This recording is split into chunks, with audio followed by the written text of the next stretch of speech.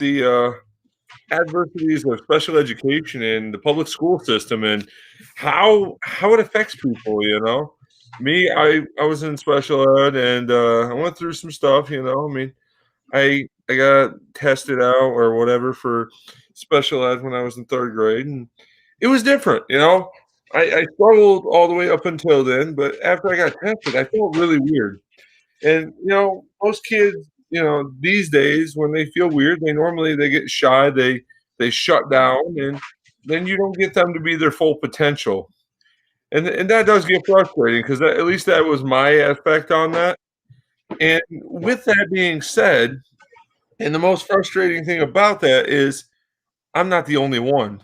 That's what adversity is about, is talking to people and going through things to help people out. Like getting general knowledge, as one of my quotes is, knowledge is power, but applied knowledge is wisdom.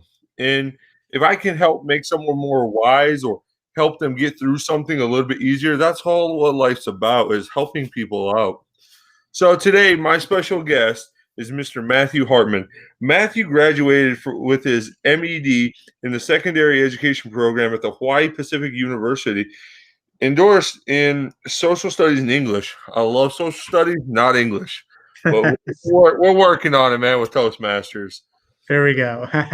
In 2017, he graduated. He continued his education, earning his MS in special education in Western Governor University in 2020, this year. So this man probably knows quite a bit about the rules and the most updated things. Not saying anybody else is more qualified nor less qualified than Mr. Hartmann. It's just I happen to know him, and I'm fairly confident in his ability to answer my questions that I asked him. Matthew quoted or stated, "I believe that every child deserves a chance at finding success or in our modern world." Very true. Making a difference, the lives of the children is something that is found enriching. With every opportunity that I have to work with youth, it is my purpose, and every child has worth. And that is true. I mean, I've quoted, I think, once or twice in Toastmasters, everybody has a purpose and they're worth it. And that is so true, Matt. And it's you got to find that in people. And so, Matt, you want to introduce yourself a little bit more than that? Or are you good with that, buddy? Well, first off, thank you for having me. Right, what you quoted for me is absolutely true. Whenever I'm working with kids, I personally always try to find their value as I help them navigate this crazy thing called life within the school setting. That is true. I mean, like I said, it's really hard, especially, I mean, I graduated in 2007. I mean, I went to college here, a little here and there, but I could imagine today is way different than it was, back in 2007. Good Lord, that's almost 13 years ago. Oh, I feel old. But one of my questions that I brought Mr. Hartmann on for is, why are the standards not the same across the board? I mean, a little bit about my back history, why I asked that question before he answers it, is I grew up in Michigan and I moved to Washington, where, like, in Michigan, we had, special education classes, but they had like teacher's aides, or you went to a special classroom. And that's fine. That was all written within the IEP plan. And Mr. Hartmann explained what that is here in a minute, folks, if you don't know what it is. But when I moved to Washington, the biggest thing is we were integrated with everybody. I'm talking people that had Down syndrome, Asperger's, autism. And I love that those kids were in there, but it definitely made it different to know that I was going to be integrated with those kids that, not trying to be mean to them, they have a purpose to be there, but we're on two different levels. I mean, sort of like, a kid that's in, advanced classes dealing with someone like me I'm not going to get it as fast, so you're going to slow me down. So why isn't it the same across the board in the United States, Matt? If you want to explain what an IEP is, too. Right. Sure. First off, an IEP, it stands for Individualized Education Plan. The short of it is that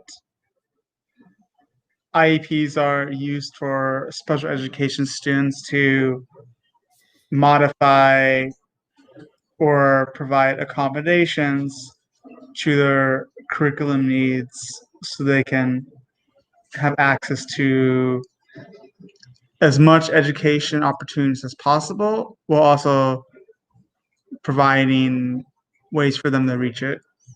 For example, this can range from a blind student being provided braille versions of readings, a interpreter for someone who's deaf, extra time for students who have a slower processing speed. There's all sorts of types of modifications and accommodations.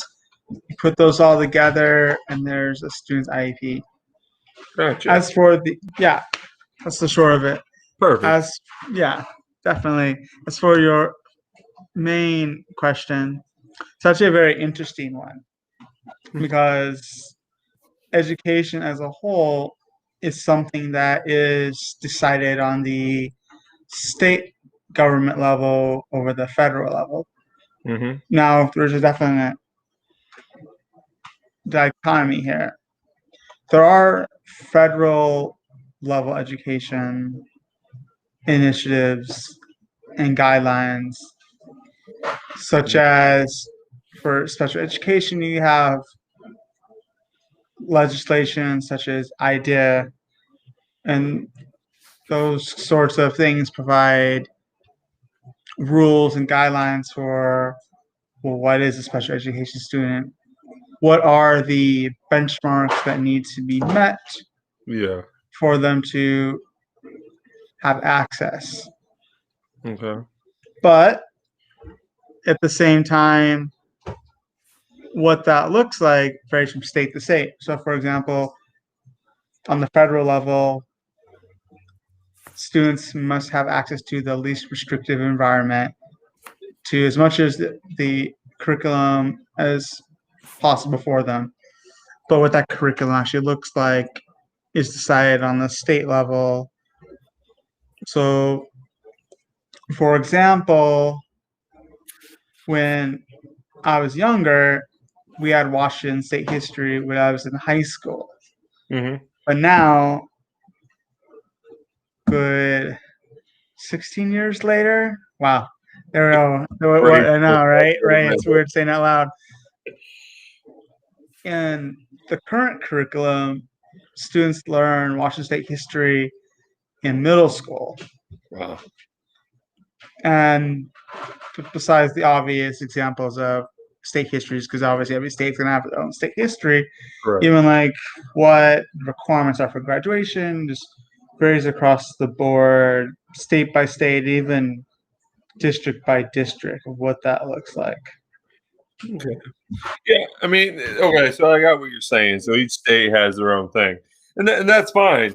But the biggest thing that like with what I said, in one of our conversations is, you know, I mean, like I said, I grew up in Michigan, moved to Washington, and I've lived in South Carolina, California. I've been around the United States, but I've been working. So in a working general, position, the educational aspects or the understanding of that, each person is going to learn differently, but yet we don't have a set standard of where the United States should stand and rate where we should be all together. That's the biggest thing I have frustration with, within the public school education system. There should be a baseline across the country of this is what we should meet, because your tax dollars are paying for public school education, right? Yep, we all are. I mean, let's be real. I mean, you're paying for your kid to go to school, and Washington, which is all right with the public school education system, going down to like when I was in school, it was like Alabama and Arkansas were like last in the country, but you're still paying the same taxes for them. Kids go to school, and those kids could turn around and go to California, Rhode Island, wherever in the United States, and still be, still got to function at the level that whoever else they're working with or interacting with.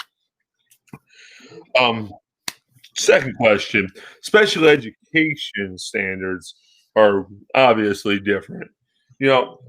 Why is that from state to state different? Like I said, when I was in Michigan, you know, those kids with like more special, extreme or whatever you want to call them, more special needs, they had a special school they went to, and I do believe they need to be integrated, with that.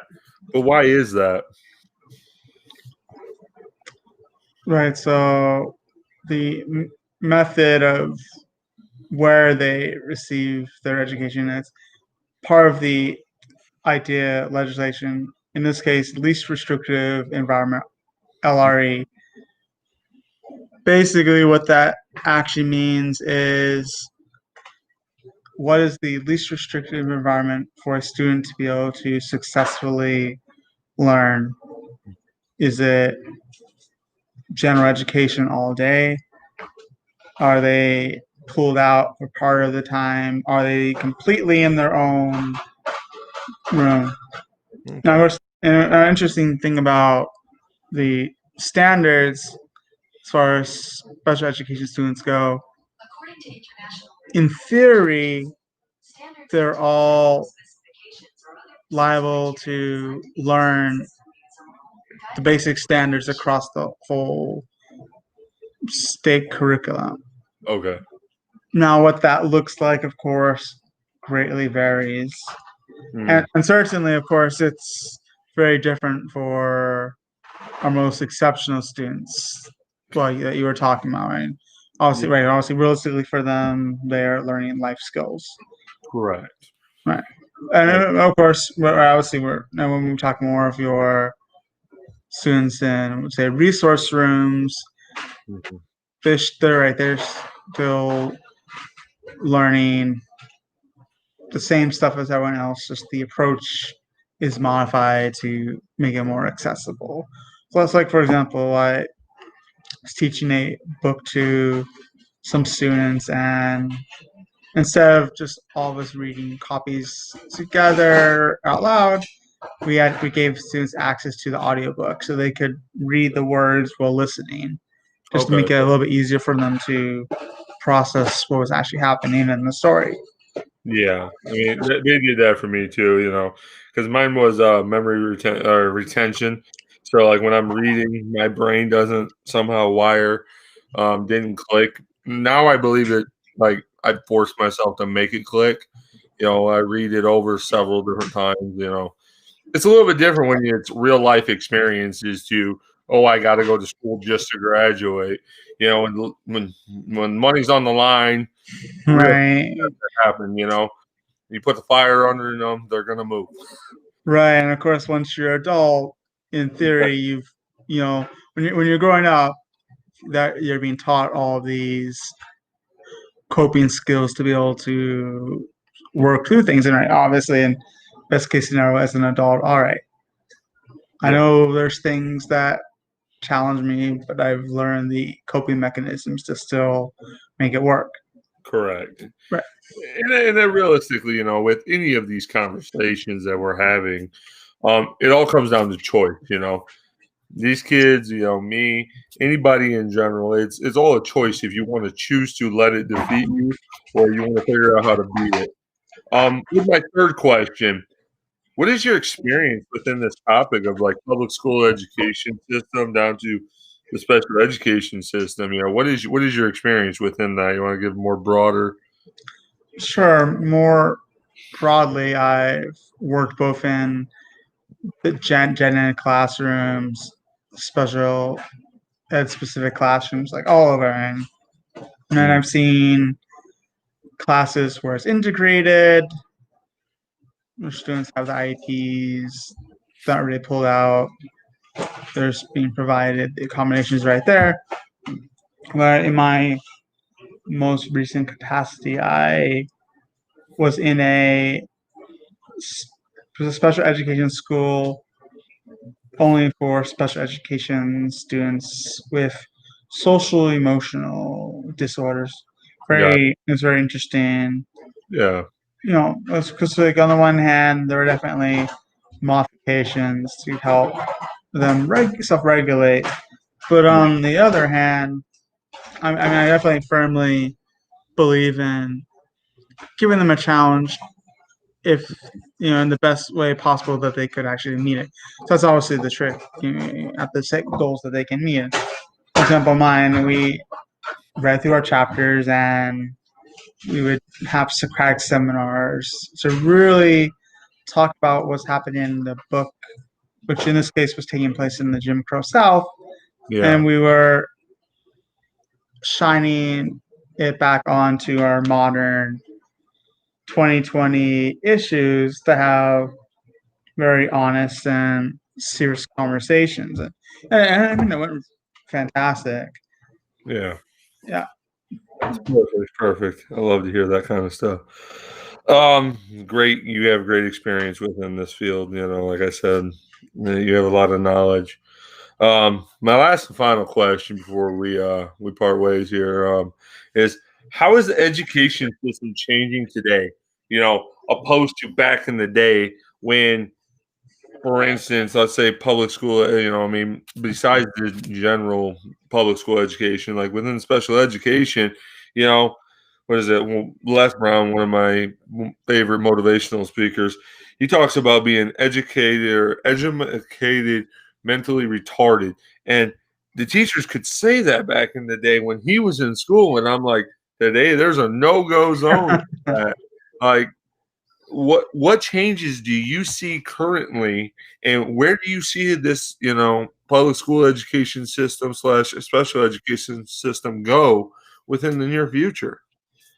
Yeah, absolutely. Thank you. I would say the biggest change is a shift away from punitive measures towards students to restorative, proactive measures. So, what I mean by that is think back to when we were kids, our parents were children. Hmm. You do something that's against the rules. You did this wrong. Right? I know I definitely had those moments. I'm sure you have them too. Yeah.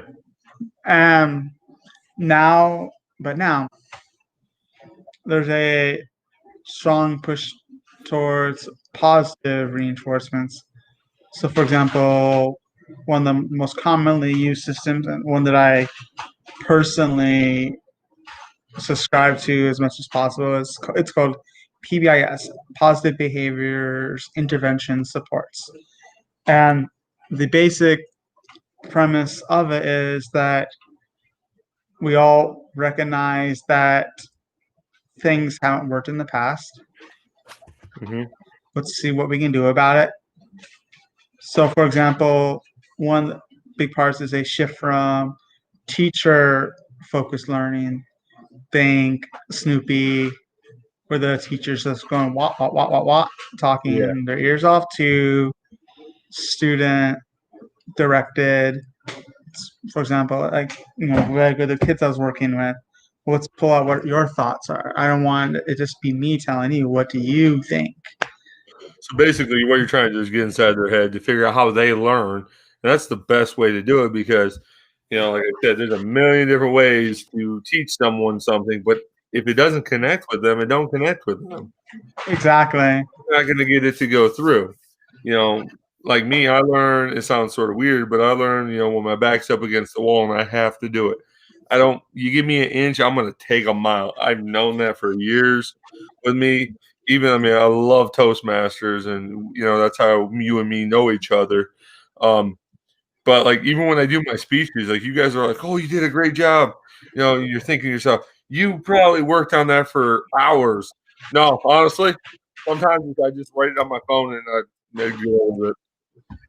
But I have to do it. Like when your dad or you or your mom or anybody's like, "Hey, Will, you got to speak." I'm like, okay. My brain just starts working. But if I don't have that, like I feel like even within Toastmasters itself, I sort of disconnect myself from it if I don't have something like a role or a part, because naturally you're gonna be sort of like I was that kid in school that would stare at the butterfly out the window. That was me, and most kids are that way because they're bored, they don't wanna do it, they're not paying attention, they get disconnected, and with to asking, like, with that question that you were saying or how you do things, you ask them, "What are you thinking? What are you doing?" That's probably the best way to get through to someone is, "What's in your head?" And I like that, it's a great theory on how to get into people's mindset. Yeah, exactly. Exactly. You have to think of it like this. If it's just there's a big difference between, well, here's that info dump, you learn it, boom, it's Mhm. gone, versus here's something that I reflect on, I see how it applies to me. Yeah. And then those lessons will obviously stick a lot more. Even if the students over time they're not gonna remember, oh, this is the specific book we read so much as, oh, here's some of the life lessons that we talked about, and now I can see how it applies Yeah. to my thinking. That's great. Thank you, Mr. Hartman. I really appreciate you coming on here. Folks, the biggest thing that we're going to be doing here on Adversity's Door is going through, and if you feel that you are going through something or if you want to be a voice on your own platform, just message me. Get on here. If you want to have some wisdom, sort of like Mr. Hartman has, you want to get on here, you want to try something, let's do it. Just throw me a message. I'm willing to try to figure out anything because if you're helping people, that's all it's about. A little bit of wisdom goes a long ways in today's society. And we do need a lot more wisdom out there. Let's be real. Thank you so much, Mr. Hartman. Thank you You're who all. welcome. Thank you for having me. You guys have a great night. Have a good night. Bye.